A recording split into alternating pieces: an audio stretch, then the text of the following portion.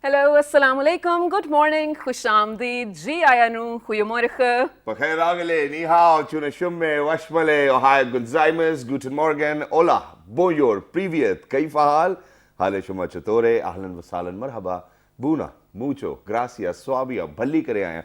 And thank you very much for tuning into PTB World. Ladies and gentlemen, you watching World This Morning alongside the very fantastic, the very energetic Shiza Hashmi and Shahzad Khan. Hello Shiza, how are you doing on a fine Monday morning over here in Islamabad? I'm doing great, thank you so much for asking. I feel a little refreshed since we just came out of a weekend. What about you? Well, I think I feel great too as well, and there's a reason why I feel great, and that is that I actually went to my farm, I got to see my pets, I got to ride my horses, and just being there out in the nature, in the wild, you just feel as if you So have relaxing, this, yeah, it right? is relaxing. You see the sunset, you have some raw lassi and original authentic organic milk, and you feel as if you're getting healthier day by day as well. So I think I had a great weekend. For everybody who's out there, we hope and pray that everybody out there is doing wonderfully well and fine. Absolutely, but Shazad, I feel like the type of work routine that you and I have, it's totally opposite to what normal people do because we've been working throughout the pandemic as well. We love to do that, of course, it's our responsibility. But now since a lot of things are reopening in terms of offices, schools, all sorts of educational institutions, whatnot. Ladies and gentlemen, I know we say that quite often, but you really have to be careful because there is always a chance of the pandemic returning. And I think you always get to hear every other day about the second wave. It's real. I'm telling you, we're not joking about it. Please be careful. A lot of schools actually got, reinfected of the students coming back as well. So be careful, especially when I say the second wave is coming, because some people I know really close to me just recently contracted the virus, Shazad. And it's really sad to see that. So be safe for yourself, for the people around you. And also enjoy the normalcy that's sort of returning. And I really hope the speed gets faster though. I mean, everything's back to normal soon. Exactly. So ladies and gentlemen, just look after yourselves as well. But so far, we really do not have any kind of news on whether people can get reinfected or contract the virus again. Because me, myself, I've been through it as well, and a lot of my family members. So we haven't really experienced. But yes, there are other people who really didn't get the virus, initially with the first wave as well. God forbid, they're more actually likely to kind of contract the virus as well. So just make sure not to go on the rushy places and whatnot, because, and there's an example which I'm going to pose over here. So every now and then, when you're traveling with family, so alhamdulillah, my father and my mother, they didn't contract the virus. So every now and then when you actually have to go to a guest's place, or, you're going over to somebody else's place, you have to, kind of get a cake or, do all of those things as well. So whenever I'm taking them to the bakery or whatever items we really need to get, I actually do not let them get out of the car. So it's always me. So for all of those people within the families who've actually contracted the virus already, I think it's probably more useful if you're going to go and expose yourself rather than sending somebody who's not contracted the virus in the first place. I think that makes sense as well. Yes, of course, you want your family to be safe as well. And Shazad, when we talk about the pandemic, while yes, the health of a lot of people was affected, but it was not only health. I mean, look at the economy is crashing. When we talk about the quarterly GDPs of a lot of countries I don't want to name right now, they're crashing, of course. And when we talk about educational loss, I mean, imagine, this is why Shafqat Mahmood Saab said we're not going to close schools in the near future as well, because we made an informed decision. There was a loss of around 4 or more months of education. And Malala recently said that even after the pandemic, when things do reopen, about 20 million girls will never be able to go back to school. I don't know where she's getting the stats from, but this is what she said, and you backed the stats as well. So I think this is really harsh reality of what is going to happen all around the globe as well. Please be careful. We don't want it to happen again. Exactly. So, and the rest, ladies and gentlemen, just make sure that, every day when you get up, whatever goals you have in your mind, you're ready to chase them with all of that dedication and passion you have within your own self. But okay, that's fine. Now, ladies and gentlemen, I think I'm going to come back to where 21st of September 2020 happens to be a very important day. Oh, yes. And it is a very important day because of the fact that for the last, I think almost from year 2000 till 2012 and 13, Pakistan has actually witnessed extreme terrorism, where we saw that, Pakistan being so beautiful, and there were so many people which used to come in, people from all over the world to go to the north, people who were trekkers, mountaineers, they would actually come in. And we saw that there was a rapid decline because of the fact that there was no peace within the country. Yeah, absolutely. You're right, Shazad. But the good thing is we came out of it stronger. Yeah. We have seen a surge in tourism as well in Pakistan too, people coming from all around the globe too. But the best part that I absolutely love what Pakistanis themselves are doing, the ones who are living inside Pakistan, of course, they are promoting the peaceful culture of Pakistan while touring to different places that unfortunately, I've never been to. I mean, we always talk about it, Shazad, how absolutely stunning Pakistan is, especially in the north and culturally to the south as well. But I haven't unfortunately visited those places. So today, I feel like let's talk about how on an individual level and how on a communal level we can promote peace. Yes, we will do that. But first of all, we really need to check whether which places you've been to and which places you've missed out on. Okay, so let's get started. Yeah, so whenever my dad was posted in the hard areas like Kashmir and stuff, we weren't allowed to go with him. So that's why I've never been there. Okay. The farthest I've been to is, I want to say Bhurban. Bhurban? Yeah, well, that's what. Is Nathia Gali further than Bhurban? Just 1.5. No, I don't think so. Nathia Gali is far from Bhurban, I guess. Yeah, so I've been to Nathia Gali as well. I think that counts. That's it? Yeah. Multan. There are other places other than north as well. Oh, I've been to Sakhar, I've been to Multan. That's because Dad was posted to all these places as well. Dadu and Larkana and whatnot. But yeah, it's all fun and games, I mean. Yeah, I think the only place left for me to go is probably Chitral, I think. So I haven't been to Chitral and I haven't been to Hunza. I've heard Kumrat Valley is beautiful. I haven't even been to Hunza. The rest I think I've covered pretty much as well. And I need to go to Balochistan now. So I've been to Sindh, I've been to Punjab, I've been to KPK, GB, wherever. I've even been to Kailash, so you can imagine. Wow. But yes, I need to go to Hunza because I kind of hear quite a lot of good things about Hunza as well. People over there, 100% literacy, people don't litter, it's a different environment. And once you are there, you are just at peace. And that's what we're talking about, ladies and gentlemen. Today actually happens to be International Peace Day. Absolutely. And on this day, ladies and gentlemen, what the United Nations tries to do is that, God forbid, if there's any war-struck area, they make sure that there's ceasefire so that humanitarian aid can reach out to other people in different areas or different parts of the world. Absolutely. That is what actually UN is supposed to do every single day of the year as well. But okay, let's just, sort of dedicate this particular day. We will definitely talk in detail about this topic, World Peace Day, but maybe in the later segment. But for now, let's be in conversation with some amazing, amazing women we have over here in the studios. They do belong to some different backgrounds actually, but what they're doing for the country is remarkable. Exactly. So ladies and gentlemen, without any further ado, we're very lucky that we've actually been joined by a travel blogger, a voiceover artist who goes by the name of Ambizi, and she is none other than Miss Amber Zulfikar. Hello, assalamu alaikum, good morning. Hello, thank you so much. How are you? I'm good, thank you. How good is it to be on our show? Actually, it's pretty amazing because I come from Karachi. Wow. And I have lived in Karachi for 5 years as well, so it's good to have you over here, Thank you, thank Very you. hospitable. But alongside Miss Amber, ladies and gentlemen, we've actually been joined by an educationist. She happens to be a doctor too as well. She's the one and only Miss Dr. Sahar Chawla. Hello, assalamu alaikum, good morning. Wa alaikum assalam, good morning. How are you? I'm great. Thank you very much for joining us. So, all these years while you were growing up, while you were doing your thing, you were becoming a doctor, an educationist yourself, did you ever come across this thought that you will actually get to be interviewed by Shahzad Khan and Shiza Hashmi or something of that sort? Well, that is something that came to me as a surprise, Wow. and a pleasant surprise. Wow. Nice. And I'm really grateful to that. That's wonderful. So let's get the conversation started. Shiza, please go ahead, take the lead. Thank you so much, Shazad. So, ladies, while before we actually dig deeper into what you personally are doing for Pakistan, let's talk about peace. Yeah. What it means to you on an individual level, of course. Let's not go international about it. How do you think, like, the type of work you do for the community, or the way you deal with your friends and family or general public? Yeah. How do you think you can improve that by bringing peace and stuff? I think one of the primary factors or the things that we really need to learn is we need to accept the fact that we're all different. Yes. And we So all have our own important. opinions, and if you differ from someone with their thoughts, you just need to do it a bit more respectfully. I think as long as you can do it that way and take everything positively instead of taking it personally as a personal attack, Absolutely. I feel conversations become more easier, and conversations lead to ideas and thoughts, and they lead eventually to revolutionary changes Of course. in I society. think this couldn't have been said better, Yeah, right? thank you very much for putting it on the table, in a very different way. I mean, now I understand the chain process of how to attain peace as well, which was very simpler and great as well. Yes. But okay, so Dr. Sahab, what I'm going to ask you is something very different. So today what happened early in the morning while I was getting ready, so I had a lot of things to carry in my hands as well, and then I kind of had to put a few things in my pocket as well. So my pocket was all jumbled up, how it is when it comes out of a washing machine and then, you just cannot. So I was just kind of struggling.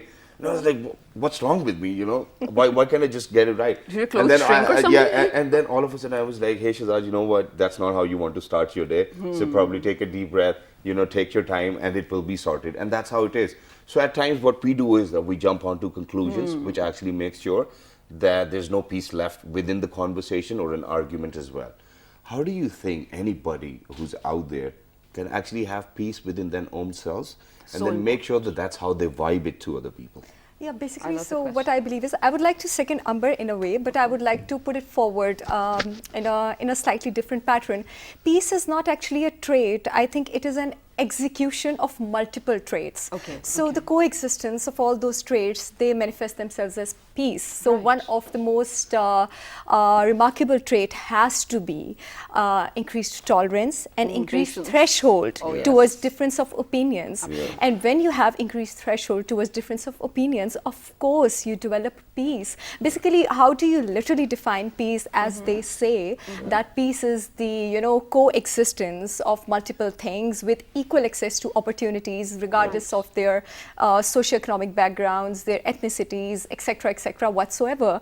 So I think that peace is basically a manifestation of resolve of an internal conflict that expresses itself very spontaneously and very effortlessly in a person. You do not have to show it to other people. If there is an equation that is balanced within you, that absolutely shows. Yeah, that's right. So that's right. but If then you do again, I'm so sorry for cutting. Then again, there are ups and downs, and then again, there are times, as you said, that your pocket was jumbled up. Then there you have to forgive yourself at times for not being at peace.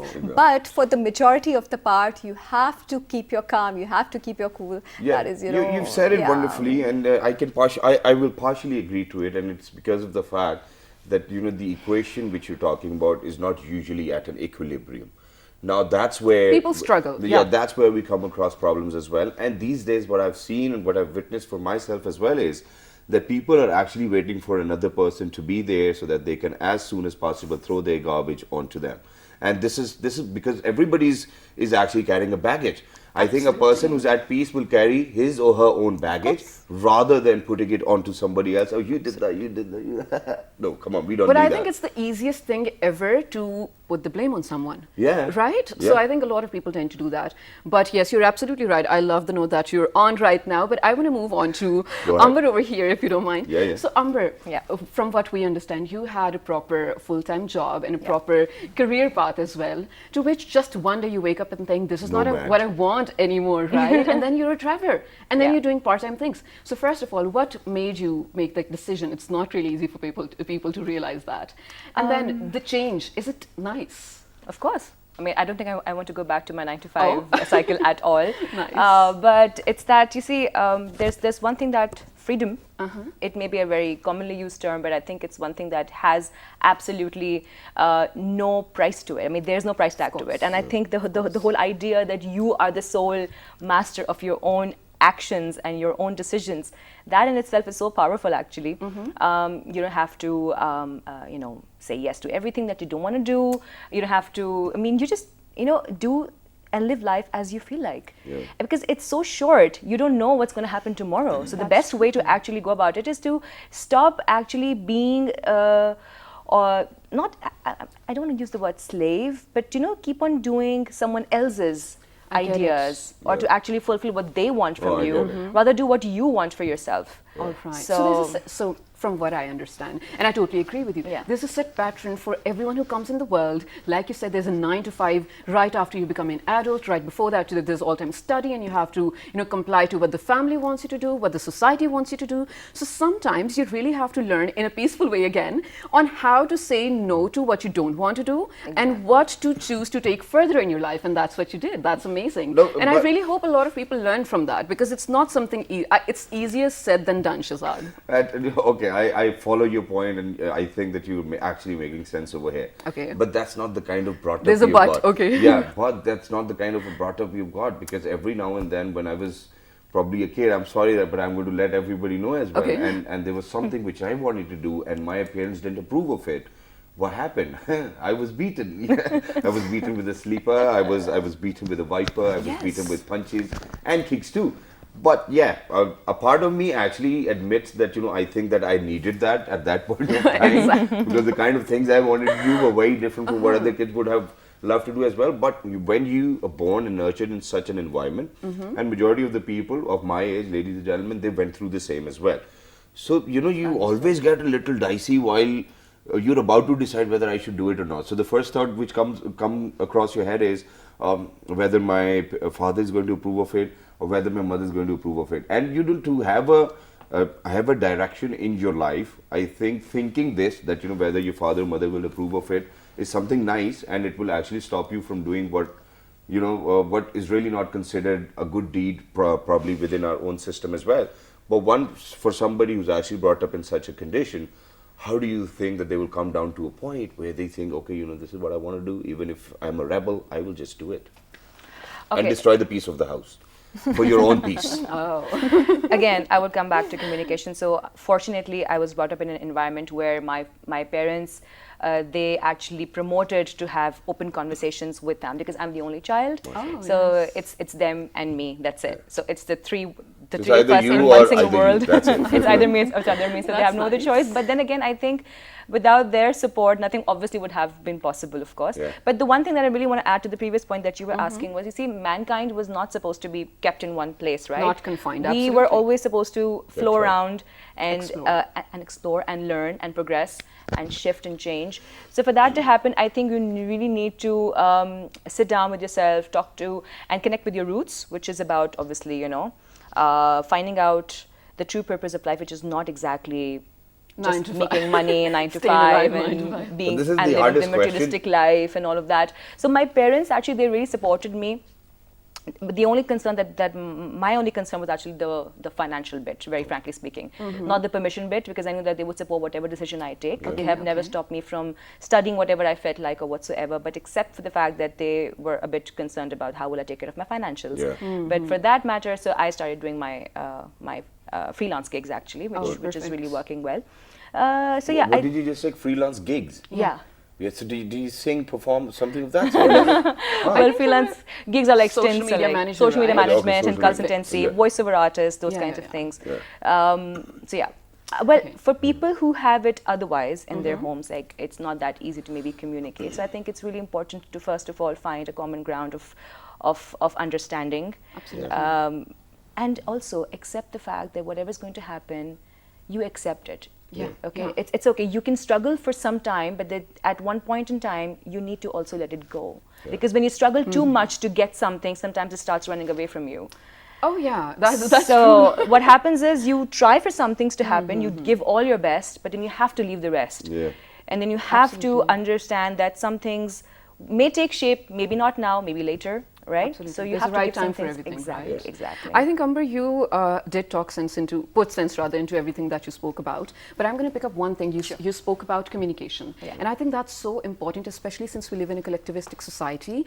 I think generally we're all really pampered. Like you said, Shazad, even if you were to pampered? That's the right word. I'll tell you why. Because if you were to make a decision, of course, we have to make a inclusive or a decision involving our the people who are important to us, right?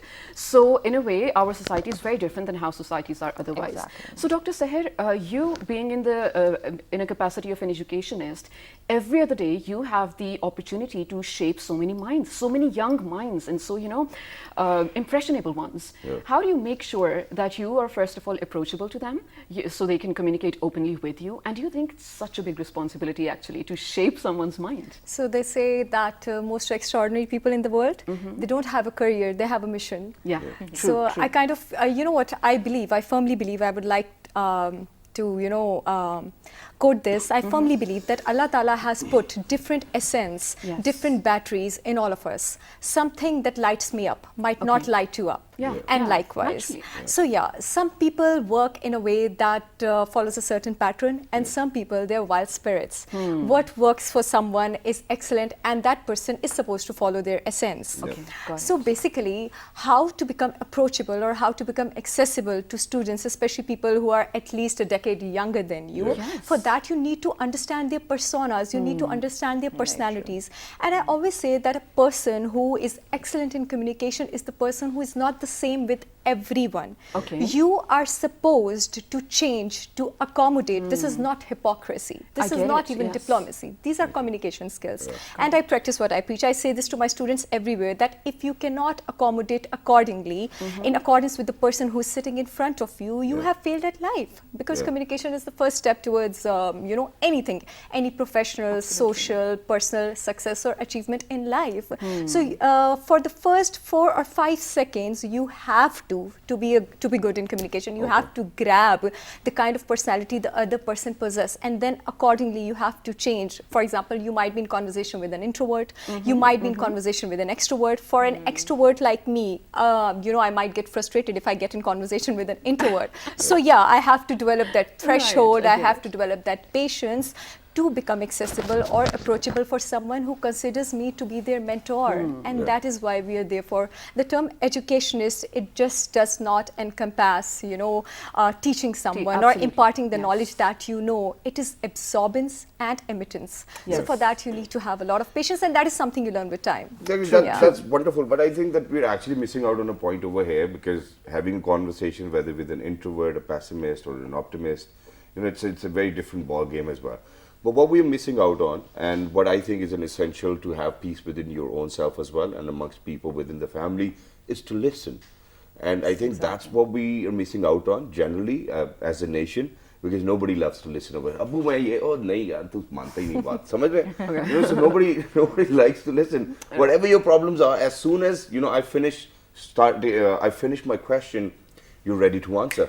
So you're not listening properly, but you might comprehend for a little bit, you know, 2 seconds, 3 seconds while we are having a conversation.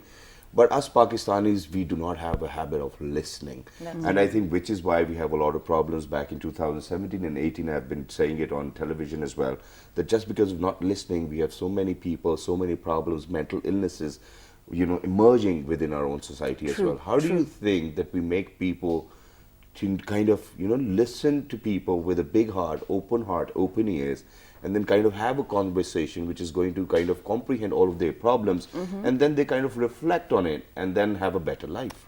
So we're talking about tolerance, patience and acceptance over here. And listening. Yeah. That listening entails all these, right? Yeah.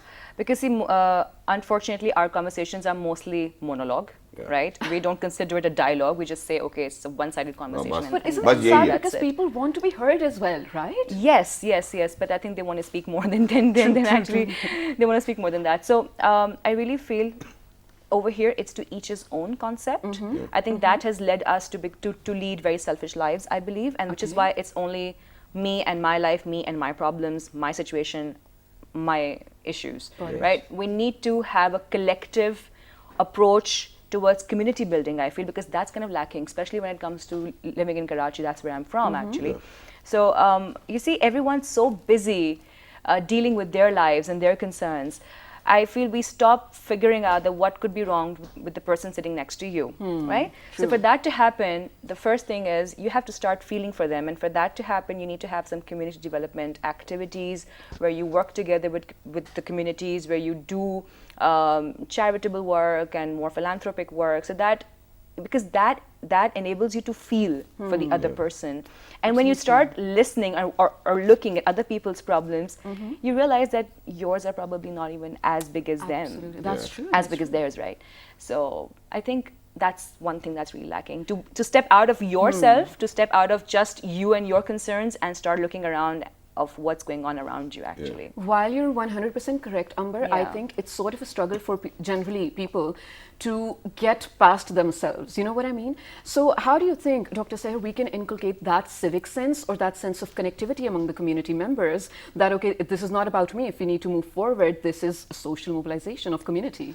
I think we need to, start introducing this exercise from school level or preschool level, that whenever you get your encounter, whenever you have an encounter with someone, your initial response should be very welcoming. Yes. So you are subconsciously I shouldn't be saying this, intimidating them in a positive way, or you're subconsciously preparing them to listen to you. It is very easy, to be enabled to be listened, because if your initial response is welcoming, and likewise if the next person, the person is welcoming, if someone comes to you and you're immediately of course throwing their garbage on you, and like you said, we cannot deny the existence of negative emotions. Positive emotions and negative emotions, they natural. coexist, and they are natural. So whenever the first impression, you do not ever get a second chance to make the first impression. Your first impression is welcoming, the other person will always be willing to listen to you. So this exercise should be inculcated, and if it has not been inculcated till yet, we can start doing it consciously. Exactly. What's the problem? That's right. Whenever we come into contact with someone, we can be welcoming. If they can't be, Wonderful. Wonderful. That is, ladies and gentlemen, and thank you very much, ladies, for being with us. It was lovely to be in conversation with you. And you've definitely shared something which was very useful for all of us and our views as well. But ladies and gentlemen, I think over here what I'm going to give a remark or a suggestion for people who are out there, that every time when you're about to have a conversation, please make sure that you have a logical conversation, number one. And number two is, I've seen a lot of people, it's family gatherings or probably wherever you go, people love to talk about politics over here quite a lot. I mean, people talking about issues where they cannot bring 1% of change. What's the point of talking about all of those things in the first place? Because you're not ready to bring about a change. You're not willing to do so. All you're willing to do is kind of talk and talk. So talk only and no action, I think, is something which is more devastating towards your peace. So please make sure that you shouldn't rather talk about all of those issues where you cannot bring about a change. I do agree with you, Shazad. That's very well said as well. So ladies, see that, we're peaceful people. We're peaceful people, yeah. Right. So ladies and gentlemen, I think right now we're headed to a very short break, but when we come back, we will still be discussing peace, but maybe we'll go beyond borders this time. Stay tuned to find out. Good morning. Good morning.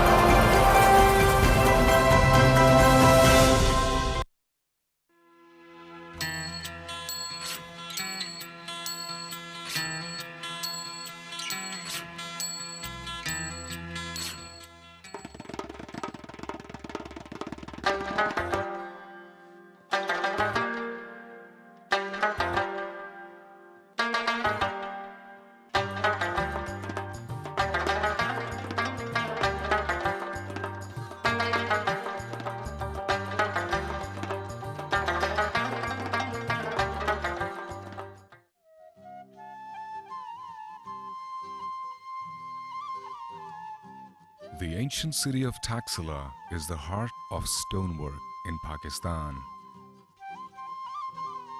This art, which has been preserved and practiced for centuries, can be seen on many major landmarks of the country. Notably, the Pietra Dura work in the Lahore Fort's Sheesh Mahal. These stone products take days to complete and require immense precision and skill from the craftsmen.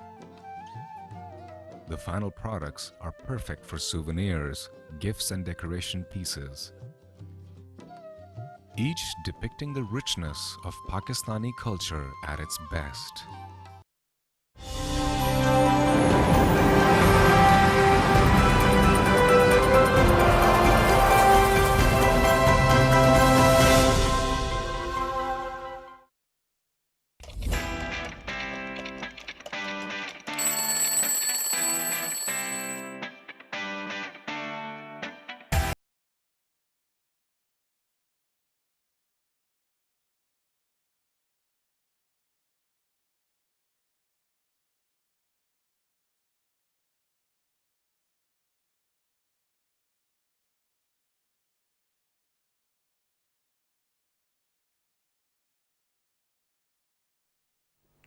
Welcome back to Well This Morning, ladies and gentlemen, where Shazad Khan and me, Shaza Hashmi, today are trying to observe peace and trying to promote peace as well, not only among individuals but also among nations, because today happens to be the International Peace Day declared by the United Nations, of course. Or unofficially declared as World Peace Day as well, ladies and gentlemen. Furthering the conversation over here, earlier we were in conversation with the youth of the country where we were talking about how on individual levels one can attain peace, have inner peace as well, and then bring out that inner peace so that they can share it with the outer world as well. But Shazad, before we move forward, can I please ask you how would you define peace? For me, peace is, just being calm and relaxed and, not having to come across thoughts where it disturbs the kind of thought processes you're in. You kind of cherish what you have in life. You're being thankful of all of those blessings which Allah has bestowed upon you. Absolutely. I think that's peace for me, not being in an argument with a friend or any family member as well. I think individually this is one thing which I know for sure is peace for me, because having your brain at peace or your mind at peace is something you really want, and your heart too as well. So it obviously needs to be in between your brain and heart, and they both need to be at peace even with each other, because there are a few decisions which you do with your heart, and then there are a few decisions which you do with your brain. So eventually they both need to be on the same page, ladies and gentlemen, which I think it gets a little difficult when there are emotions within it as well, and when there are other people in it. So, but that's the challenge. But that's the challenge, and you actually have to attain that balance and have that equation in equilibrium as well.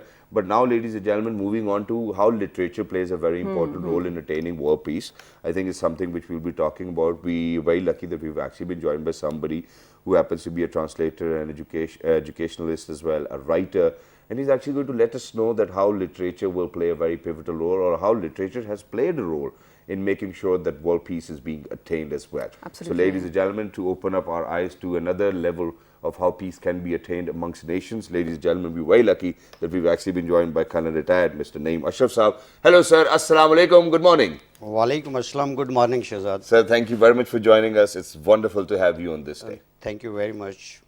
So if I may please begin the conversation. So here's the thing, and I think it's a fact that when we do talk about literature is the historian of I want to say past patrons of wars and peace that have been going on in the world, and literature is what is teaching us on how to take things further in a better way. So when we talk about peace, particularly since we are celebrating, observing Peace Day, I think it is, in all philosophy that I've read so far in literature, it is very notoriously defined. Like, there are different definitions of peace by different philosophers, and one of them I'm going to pick up, which really makes me want you to explain. Peace is the absence of war or violence. So are we always waiting for chaos to stop to have peace? Let's begin with that. All right. Thank you very much. Good question. Again, to start, as Shazad was saying in opening remarks, first of all, he was referring to peace of mind. Yes. So that is specifically called inner peace. Yeah. It has to do with your psychology and your spirituality, meditation, and how you can remain on peace. Coming to the literature now specifically, there is a latest book on this two candles of peace. Okay. Two intellectuals, Right. Dr. Khalid Sohail and Dr. Kamran Ahmed, both now based in Canada, and Dr. Khalid Sohail, both are psychiatrists. Okay, perfect. And Dr. Khalid Sohail is a psychotherapist, and Dr. Kamran Ahmed is a clinical psychologist. And he has practiced for 30 years, and Dr. Khalid Sohail is practiced for 50 years. And both are Tabib and Adib. So both are writers. So they decided to share their experience through 35 letters. They have written to each other, and People can see it. Course. And they have discovered a rainbow of peace. Nice. All right. So Dr. Khalid Sohail defines it, there is an inner peace, there is an outer peace. Yeah. There is an internal peace, there is an external peace. Okay. There is an economic peace and there is a political peace. Of course, of course. There is a social peace and then there is a religious peace. Yeah. So all these facets of peace are very important for peace on this earth. Yeah. That is true. So starting from individual level, then his peace in home, peace in your organization, then peace in your society, then peace in your country, then peace, international peace, global peace. Then that plays the role of political side of the peace. Exactly. But essentially, it's the economics Which actually disrupts disturbs all the other peace. yes. Right. Yeah. Because unrest is a natural outcome of injustice. I was about to come over there, and that's what I wanted to ask. Absolutely. Now, what I wanted to ask was that, you know, you mentioned that there's economic peace, there's internal peace, there's external peace. That's great, and then there's political peace as well. But unfortunately, I think what we have seen more of while growing up was political unrest, economic unrest, internal unrest, and external unrest. Right. Now, why in the first place we've actually had a direction to ourselves where we were moving towards more and more unrest, rather than moving towards more and more inner external peace? Yeah.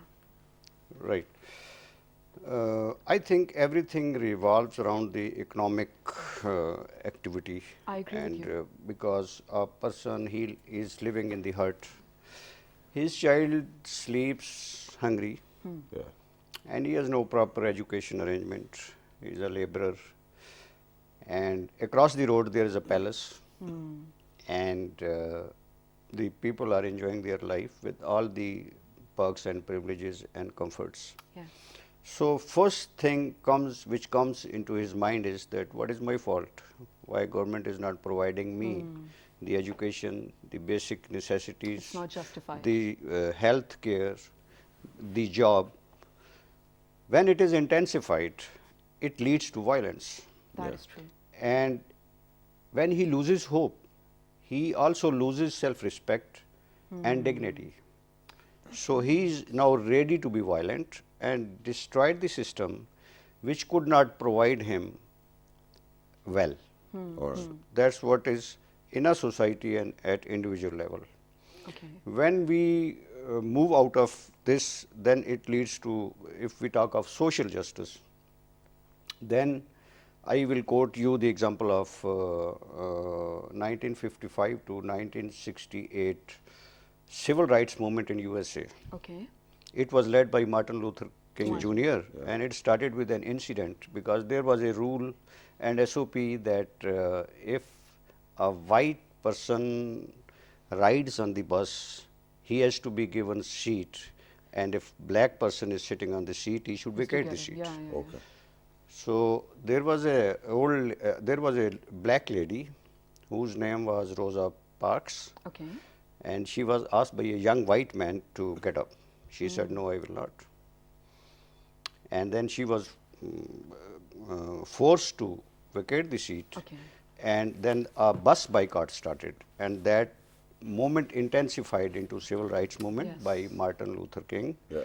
And it continued till his assassination in 1968. Yeah. And Martin Luther King also received Peace Nobel Prize in 1964. Wow.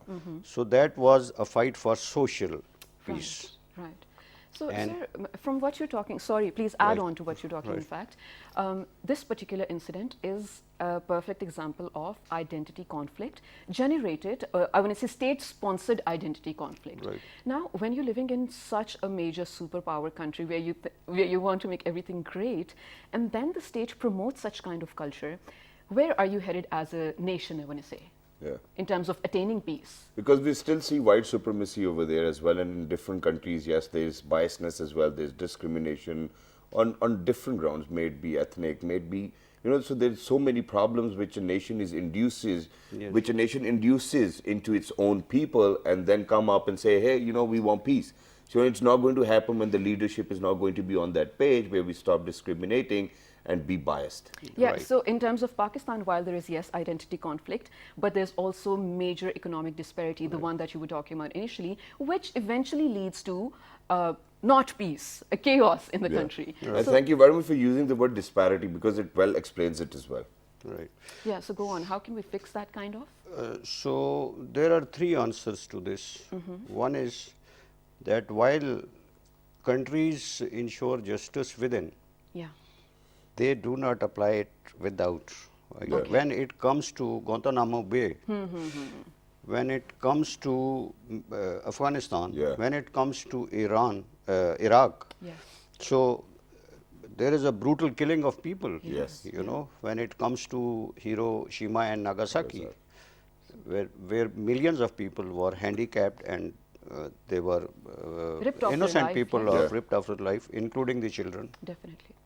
I will quote here some speeches of Nobel laureates are given. Okay. Right, who people, they deliver a speech when they are given Nobel Prize. Yeah. So, first Muslim woman who received Nobel Prize was from Iran, Okay. and her name was Shirin Ebadi, Yeah, yeah, Yeah. yeah. and she received Nobel Prize in 2003. In her speech, she said that the powers, big powers who matter, unless they decide to ensure justice in the world, the justice will never come. 100%. And yes. she was referring to America, and she said, no, I have no hesitation. Yeah, yeah. Because we are literary people, we are not political. Of course, sir. Of course. So, I would like to also talk about India. Yeah, why not? She said that America does not practice What she preaches. Definitely, yes. And when it comes to the killing of other people, other nations, and grabbing the resources by waging wars on smaller countries, Yeah. peace will never come like this. Exactly. I think it's very diplomatic, and sir, you very rightly said America does not practice what it preaches, because let's go back 75 years to the formation of the UN. Right. America resisted until and unless it had all the rights Right. and all the power Veto to make the power, decisions, right. then it would become the part of the UN. So there Yes. is definitely a hypocrisy that we're talking about. But sir, coming back to where you mentioned the Nobel Peace laureates as well. Right. I think this is probably out of context, but I do want to mention over here, do you think this label of winning a peace prize universally, or globally rather, do you think it matters? I'm talking in terms of Aung San Suu Kyi. She received a peace prize. What did she do to the Rohingya Muslims? Yeah. So do you think this is something, if we do label someone with a peace prize, they are the embodiment of peace in the world? They have certain criteria to award Nobel Prize, and the people who received, it's a matter of honor for them. Yes. Yeah. But it's also political. And when it comes to the whether it was justified or not, is anybody's opinion. Yasser Arafat was given, Nelson Mandela was given. Yeah. Nelson Mandela fought course, for his so many nation, Yes. and it's a very good example of. Definitely. And then also there are Nobel Prizes in literature. It definitely goes back to where how people have contributed towards making Right. sure that people learn something new as well, and it brings out the balance within the society. Right. Now, I'm going to give you a very household example. You know, where since we were mentioning our United States of America, and who does not love authority, and people or nations who've worked so harder, and you know they've been there for hundreds and hundreds of years. You know, they've come down to a point where it's literally democracy for them, and democracy, as we say, is the way forward. But now imagine a household where there's an elder brother who's strong, who's young, and then there are siblings who's younger than him. Imagine the power sharing. Do you think that there will be any power sharing? I think everybody will be following that elder brother's decision, whatever he decides, okay, everybody follows. Eventually there comes a day when everybody's all grown up and the rest of the siblings decide to come and confront the elder sibling and be like, hey, you know what, this is not happening, everybody's got to say, and we need to do it that way. Now I'm going to bring it down to us as well, where countries like Pakistan, Nepal, Bhutan, and you know other countries as well, where we have really not been able to get on the page, where we will actually be confronting somebody that, hey, you know what, we've had enough of you, and it's about time that everybody needs to decide for themselves what's good for them and what's bad for them. How do you think we attain them? I will quote Mohandas Gandhi again. Sure. He said, the process of peace starts with personal restraint. There is a lion in the jungle. He uses his power for his personal gains. Yeah. Right. So we are not animals. Yes. The elder brother, has the power. Yeah. But peace will only come when he displays restraint in the power. Yeah. The And when he selective just- application of power. Yeah. The pointed application of power. Exactly. The ruthless and brutal application of power will create chaos, unrest, conflict and war. Exactly. Very beautifully That's explained. that's wonderfully explained as well. But over here, ladies and gentlemen, the point for all the viewers who are out there as well is not that we kind of always keep on mentioning about these developed nations and how they're so brutal in terms of power and authority and how they use it Drunk onto on other power. countries and how they use it on other countries. I think what we need to do with ourselves is to attain that kind of peace is to make sure that we are developing every single day, that we're moving towards a better direction, a newer direction where people will come along and they will actually like the direction we are in, and then eventually become a herd, and then there will be people who will be listening to us. So rather than kind of looking forward to an authority, I think what we need to do is make sure that we develop our own skills and become a part of that authority and take our share. And I think that this is how peace will be attained. Right. So, sir, since we're very short on time as well, so very quickly, first of all, how do we do that? How Pakistanis need to do that? How do we need to emerge as a nation where we are being heard on international forums and international fronts? And then a message for all of those viewers that are out there to have internal peace. Thank you very much. Shehzad, look, if you want to see the water, you must go to spring. So, if you are a peaceful person, the peaceful waves will radiate from you. Yeah. Like health is not absence of any disease. Exactly. Similarly, peace is not absence of war. Yeah. Right. As you said, it's a continuous process and you need to evolve. Every day should be new. The changing dynamics of the world, political, social system, total people, their needs, the even distribution of wealth. So, to sum up, Yeah.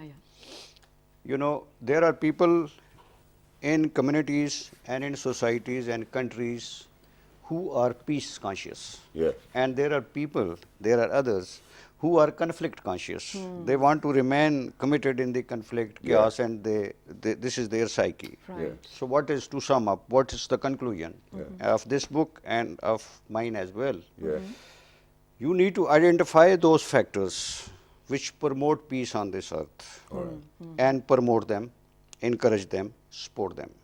Right. Brilliant. And we need to decrease those factors worldwide that promote chaos, war and conflict. Exactly. Brilliant. So, a conscious effort by those powers who really matter in this world will definitely bring peace in this world. Amazing. Well, fingers crossed for that, inshallah. I really hope they do realize Let's that they hope. have a global responsibility, not only one state. Exactly. Yes, things are changing. Yes. Absolutely. So, ladies and gentlemen, thank you so much for being here, sir. This was a brilliant conversation. Ladies and gentlemen, today we were talking about how, first of all, we can attain inner peace, and only then we can move forward to, attain external and global peace as well. If you have anything to add to our conversation, if you have any questions, any feedback, write to us on our Facebook page with the name of Well, this morning, down below over here on your television screens in 1, 2, 3. Yes, here it is. and you can write us on our Twitter with the name of Well, this morning without a G. or rather actually with the name of Vijay Shahzad Khan or Shahzad Hashmi on Twitter as well. Wow. And then there's YouTube with the name of With the name of Well This Morning, ladies and gentlemen, please make sure to tune in when the repeat is on, and it's going to be at 5 past midnight tonight. till the next time, ladies and gentlemen. Look after yourselves. Make sure that you every single day try to be a more peaceful and balanced being. Peace. Yeah, let's do that. 1, 2, 3. Good morning. Good morning. Peace out.